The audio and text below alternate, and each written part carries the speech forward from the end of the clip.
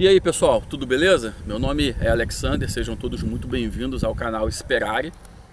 Esses dias eu estava lendo uma passagem bíblica que fala sobre a ressurreição de Lázaro e fiquei refletindo sobre o relato bíblico e eu li, reli e eu gostaria de dividir alguns pontos com vocês que eu achei bem interessante.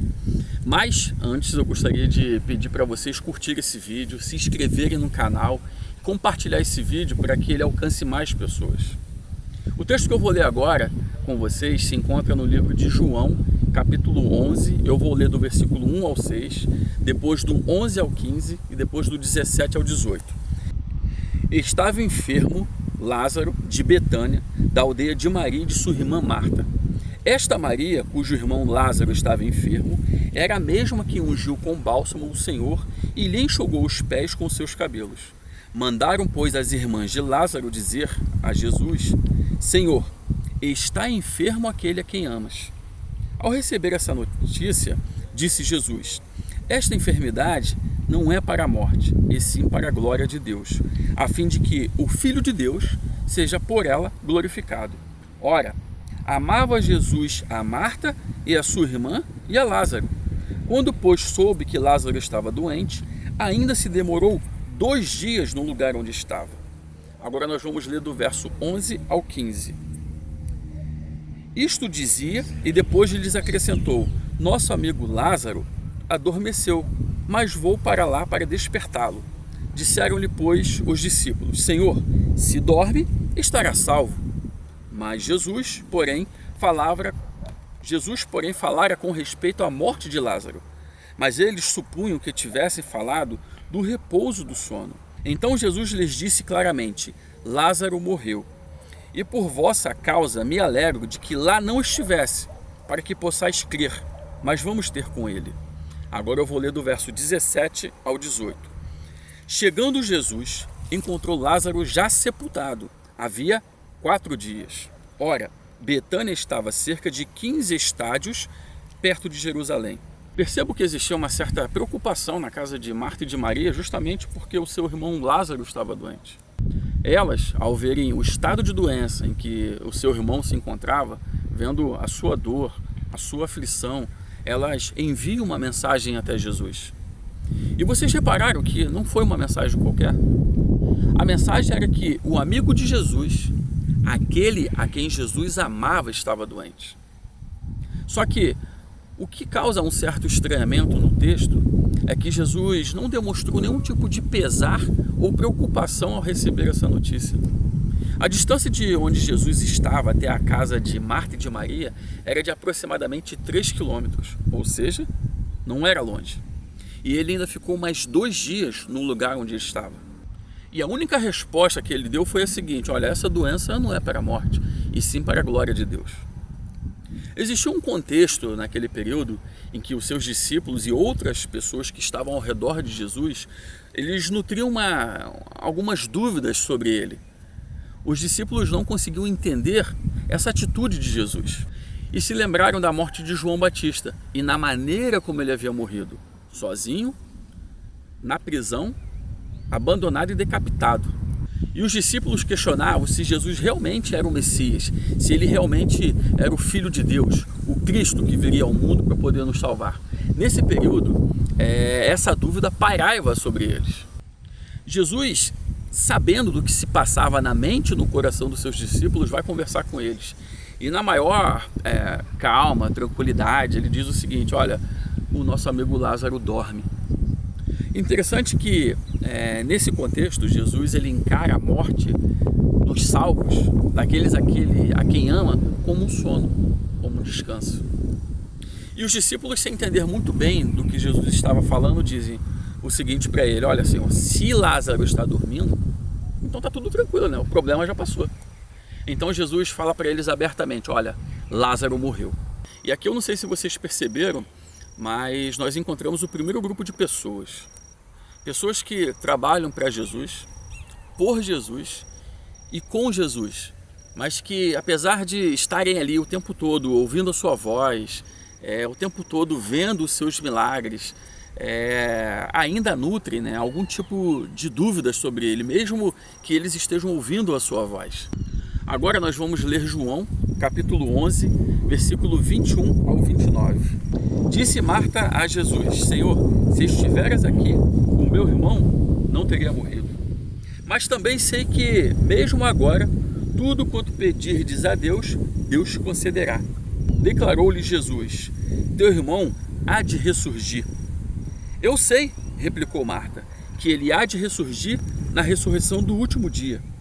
Disse-lhe Jesus: eu sou a ressurreição e a vida. Quem crê em mim, ainda que esteja morto, viverá. E todo o que vive e crê em mim, não morrerá eternamente. Crê isto? Sim, Senhor, respondeu ela. Eu tenho crido que tu és o Cristo, o Filho de Deus, que havia de vir ao mundo. Tendo dito isto, retirou-se, chamou Maria, sua irmã, e lhe disse em particular: o mestre chegou e te chama. Ela, ouvindo isto, levantou-se depressa e foi ter com ele. Verso 32 ao 35. Quando Marta chegou ao lugar onde estava Jesus, ao vê-lo, lançou-se-lhe aos pés, dizendo: Senhor, se estiveras aqui, o meu irmão não teria morrido.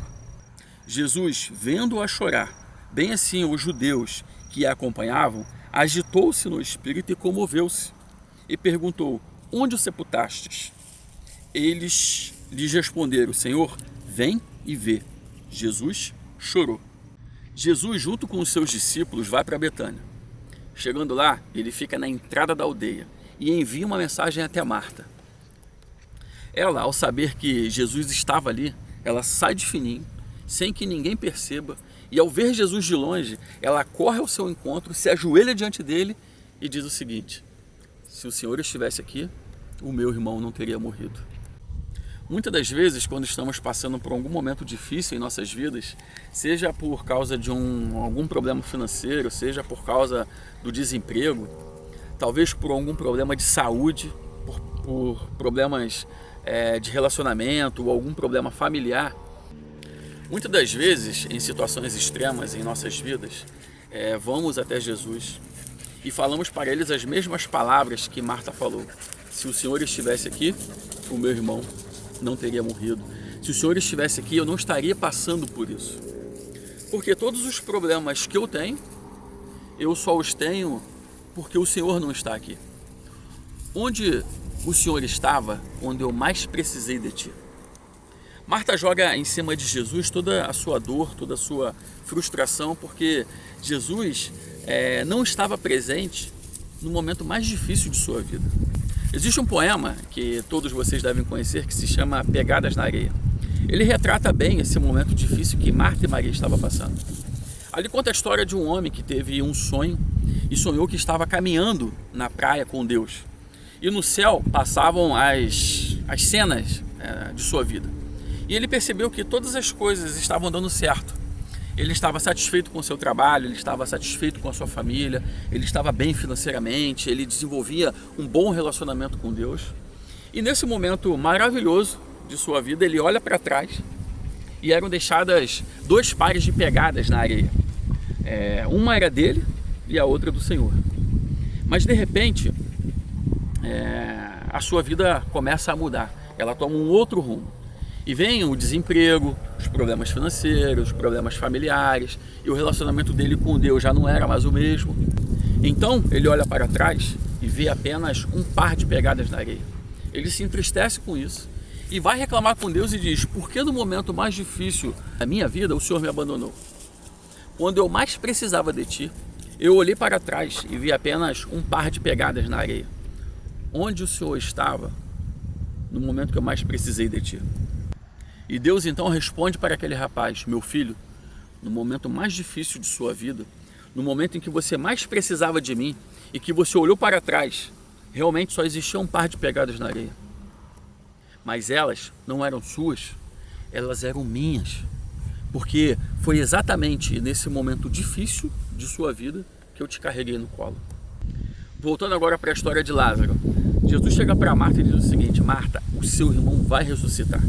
E ela responde: eu sei que o meu irmão vai ressuscitar na ressurreição do último dia.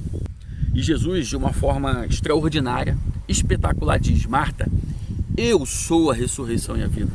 Quem crê em mim, ainda que esteja morto, viverá. Você acredita nisso?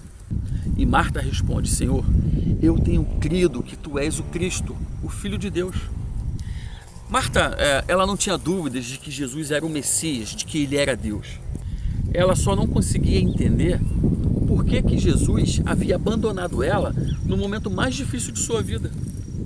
Marta então avisa para Maria que Jesus estava na entrada da aldeia.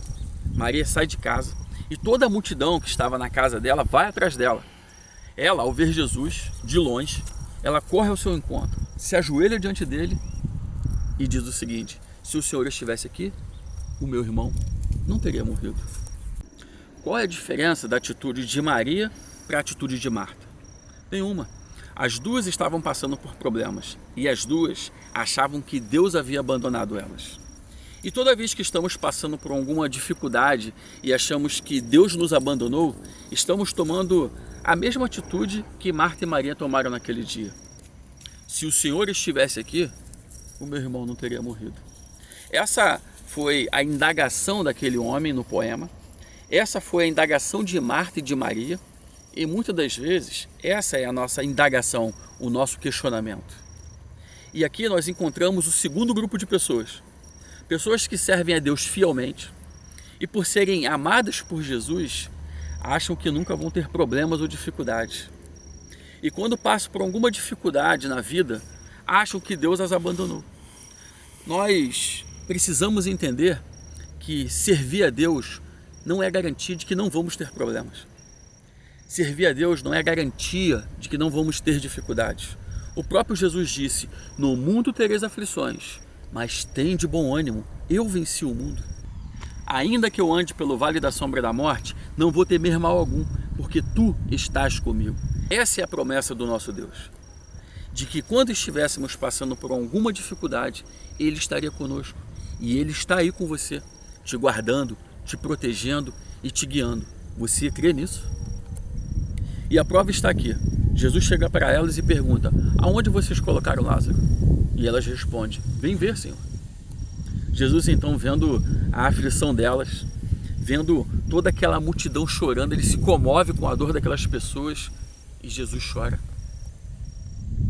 Quando você está aflito, Jesus se aflige com você. Quando você está triste, Jesus se entristece com você.